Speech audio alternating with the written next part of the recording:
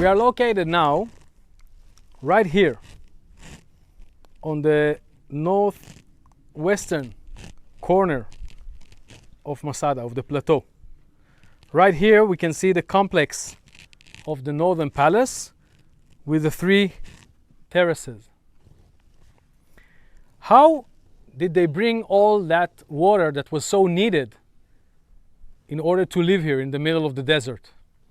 That was the main challenge of the engineers of Herod the Great.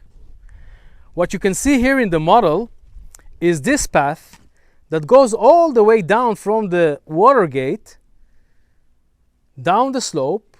Okay, so it's very similar to the snake path on the other side of Massada, and you see that eventually it reaches this aqueduct right over here.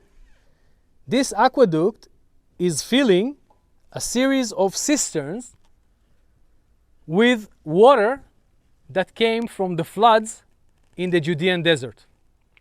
Remember that I told you that Josephus is telling us that when Herod arrived to Massada for the first time with his family, there was like a miracle that there was a rain shower that filled the cisterns on top of Massada.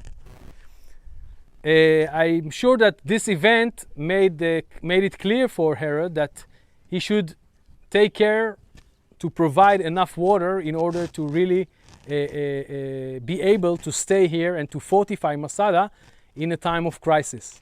So the idea was to build here 2 aqueducts that were actually collecting the floods of the rain from 2 areas here.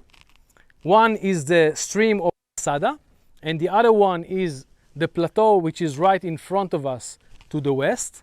And when the floods arrived here, actually the aqueducts collected the water and filled the 12 cisterns that were hewn on the slope of the mountain. So I want to now demonstrate it with this